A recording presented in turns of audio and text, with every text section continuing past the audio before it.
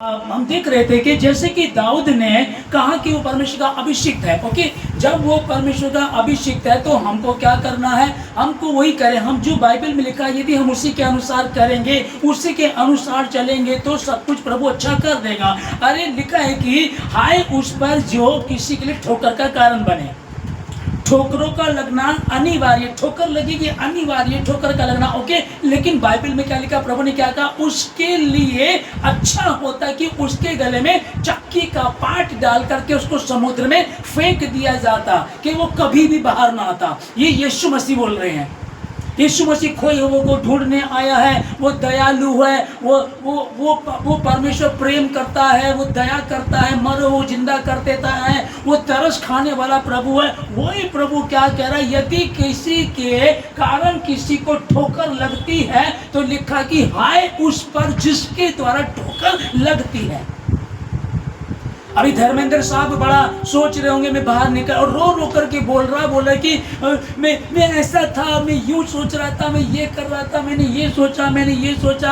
अरे भाई तूने क्या सोचा? एक बार घुटनों पर चला जाता, 2-3 दिन घुटनों पर जाकर के उपवास रख करके प्रार्थना कर लेता, हे परमेश्वर क्या मैं ये जो बयान देने जा रहा हूँ मैं इसको दूं कि ना दूं? ओके, पास्टर बलजिंदर के लिए जो था वो हो गया है, या आगे प्रभु संभाल लेगा। वो काम परमेश्वर का, वो काम मेरा और आपका नहीं है। मेरा और आपका काम है यदि किसी के लिए बोझ रखते तो उपवास रख करके प्रार्थना करो, और यदि अच्छा नहीं कर सकते तो आपको बुरा करने का कोई अधिकार परमेश्वर ने नहीं दिया है। वो जो कर रहे थे उनको 1 साल पहले फाइनल हो गया। जो कानून है जिसको परमेश्वर ने ठहराया उनकी ओर से उनको सजा हो गई है। ओके, अब आप क्या कहना चाहते हैं? कितने बहुत सारे लोग तो इसी वीडियो को उठाएंगे और बहुत सारे लोग देखो जी, देखो तुम्हारा, देखो ये भी क्रिश्चियन है, देखो ये बात बोल रहा है, इन्होंने एक 16 साल की लड़की और वो एक फोटो दिखा करके बोल रहा है ये देखो एक फोटो देखो, एक इसमें इकबाल है, एक ये है, एक बलजिंदर है, इन 4 लोगों ने उसके साथ रेप किया, उसको मार दिया। अब बताइए इन बातों से हो क्या रहा है? मैं पास्टर बलजिंदर का फेवर नहीं कर रहा हूं बिल्कुल भी। मैं परमेश्वर का सेवक हूं, परमेश्वर का दास हूं। मैं ये कहना चाह रहा हूं कि ऐसा करने से होगा क्या? क्या आपके ऐसे बोलने से कुछ अच्छा हो जाएगा? अरे जो गड़े मुर्दों को उखाड़ने से हो क्या रहा है? हालेलुया। परमेश्वर का अभिषिक्त है, परमेश्वर देख लेगा, परमेश्वर अपने आप अपने काम को ले लेगा। परमेश्वर को हम हल्के में ना लें। लिखा है कि जीवित परमेश्वर के हाथों में पड़ना क्या ही भयानक बात है, वो जीवित परमेश्वर के हाथों में पड़ना। आप समझ लेगा, यदि कोई ठोकर का कारण किसी के लिए बन रहा है तो परमेश्वर यीशु मसीह ने कहा उसके गले में चक्की का पाट बांध करके उसको समुद्र में फेंक दिया जाता। पूरी बाइबल में पढ़ते यीशु मसीह दयालु है, वो दया का सागर है, विलंब से क्रोध करने वाला करुणा निधान परमेश्वर है, दुख देकर के पछताने हारा परमेश्वर है। तुमने चाहे कैसे भी गुनाह अपराध क्यों ना किया, आओ हम आपस में वाद विवाद करें। परमेश्वर को दुष्ट की मृत्यु से कोई प्रसन्नता नहीं होती। इतनी जगह परमेश्वर के वचन को हम सुनते हैं, वो दयालु, दया से भरा, तरस खाने वाला परमेश्वर, लेकिन यहाँ बोल रहा है हाय उस पर जो किसी के लिए ठोकर का कारण बने। ठोकरों का लगना अनिवार्य, परंतु हाय उस पर जिसके द्वारा ये आती है। ऐसे मनुष्य के लिए तो अच्छा होता कि उसके गले में चक्की का पाट बांध करके उसको समुद्र में फेंक दिया जाता, वो कभी भी बाहर ना आता। कौन बोल रहा है? परमेश्वर। अभी यदि धर्मेंद्र है, जो भी कोई है, ठीक है ना, मुझे नहीं पता क्योंकि परमेश्वर का तो हो नहीं सकता।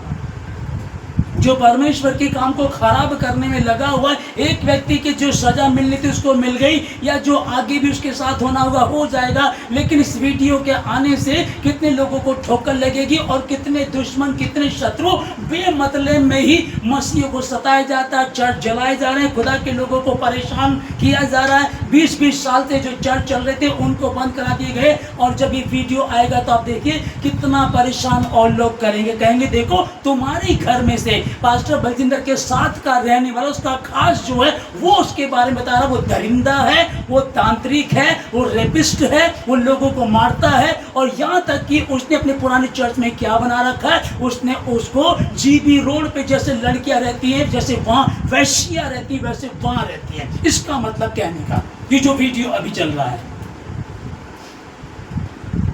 तो प्रार्थना करेंगे, इस विषय को हम प्रार्थना में रखेंगे कि परमेश्वर हर एक को सद्बुद्धि प्रदान करे और खुदाबंद अपनी योजना को पूरा करे। शैतान तो बड़े क्रोध के साथ जमीन पर उतर आया क्योंकि जानता उसका समय थोड़ा ही है ना, वो तो अपने काम में लगा हुआ है। और यहूदा इस्करियोती भी तो 12 में से एक था। यदि हो सकता है कि पहला तो बलदीदार हो गया, मैं नहीं कह रहा हूँ, जैसा हम सुन रहे हैं और देख रहे हैं, और दूसरा हो सकता है कि ये भी दूसरा ऐसा ही हो गया, तो उसके लिए भी लिखा है। प्रभु दयालु है, प्रभु ने नहीं कहा था कि जाके फांसी लगा ले। जब उसको मालूम पड़ा कि मैंने कैसा काम किया, तो यहूदा इस्करियोती ने भी जा करके आत्महत्या कर ली। हालेलुया। हम प्रार्थना करेंगे, हम सब मिलकर के प्रार्थना करेंगे, हे परमेश्वर ऐसे लोगों को सद्बुद्धि प्रदान कर खुदावन, ऐसे लोगों को समझ दे प्रभु जी, जो ना समझी कर रहे हैं, जो मूर्खता कर रहे हैं परमेश्वर, जिनको इस बात की जरा सी भी अक्ल नहीं है कि परमेश्वर के अभिषिक्त पर दाऊद ने हाथ नहीं डाला। और एक समय आया कि वो जो परमेश्वर का अभिषिक्त शाऊल राजा जो दाऊद को मारना चाहता था, एक दिन खुद ही अपनी तलवार खड़ी करके उस पर गिरा और मर गया। तो हम कौन होते हैं फैसला करने वाले? परमेश्वर कुछ भी कर सकता है। परमेश्वर के हाथों में राजाओं का मन जल के नालियों के समान होता है, जिधर चाहता उसको मोड़ लेता है। वही परमेश्वर है, वही शांति का राजकुमार है, उसी के समीप हम बैठते हैं। हम जितने भी इस समय सुन रहे हैं, जो इस समय भवन में मेरे साथ हैं, जितने ऑनलाइन सुन रहे हैं, हम प्रार्थना करें, हे परमेश्वर खुदावन ऐसे व्यक्ति को सद्बुद्धि प्रदान कर प्रभु राजा।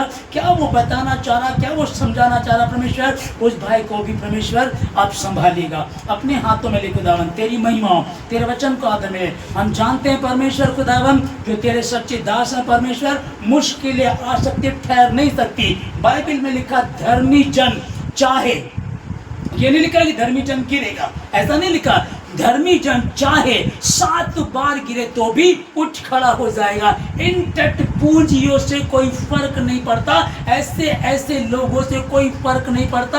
हाँ, जब गोलियत आया है तो दाऊद को ऊंचाइयों पर लेकर जाने के लिए, तो यदि कोई मुश्किल भी आई है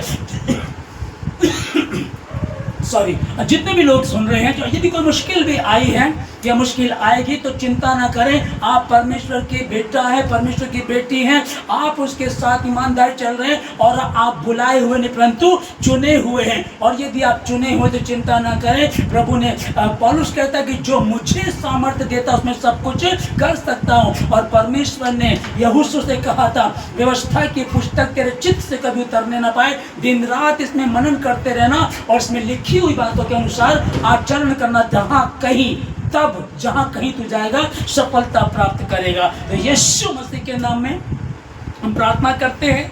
इस भाई के लिए भी प्रार्थना करते हैं जो धर्मेंद्र है, जो बेकार की बातों को अगर खुदा उसको सब बुद्धि प्रदान करे। और जितने सुन रहे हैं, आप बिल्कुल चिंता ना करें, घुटनों पर जाएं, प्रार्थना करें। सेनाओं का यहोवा आपके साथ है। यीशु मसीह का अनुग्रह आप पर हुआ, और यीशु मसीह ने आप लोगों को बोला, हम सबको कहा, स्वर्ग और पृथ्वी का सारा अधिकार मुझे दिया गया, और देखो मैं युग के अंत तक सदैव तुम्हारे साथ हूँ, और मैंने तुम्हें सांपों और बिच्छुओं को रौंदने तथा शत्रु की सारी सामर्थ पर अधिकार दिया। इसलिए हो सकता मुश्किलें आए, हो सकता दिक्कत आए, पर वो ठहर नहीं सकती, क्योंकि हम जिंदा परमेश्वर के बच्चे हैं, जिंदा परमेश्वर की संतान हैं। डर मत, मैं तेरे साथ हूँ। 365 साल के दिन होते हैं, और 366 बार बाइबल में लिखा है, मत डर, मैं तेरे साथ हूँ। तो इसलिए डरने की आवश्यकता नहीं है। खुदा आपके साथ हो, तमाम जरूरतों को पूरा करे, हर बुराई से बचाए, किसी परीक्षा में पढ़ने ना दे।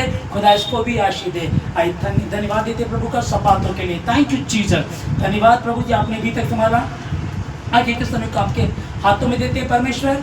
और धर्मेंद्र भाई के लिए जो इस तरह की बातें बोल दी, इसलिए लोग सुन रहे परमेश्वर, इसको सद्बुद्धि प्रदान कर, इसको क्षमा कर प्रभु जी। और परमेश्वर तेरी महिमा, तेरे वचन को आदर मिले, तेरी इच्छा जैसे आसमान में पूरी जमीन पर प्रभु जी, तेरे एक एक चुने हुए व्यक्ति के जीवन से हो जाए।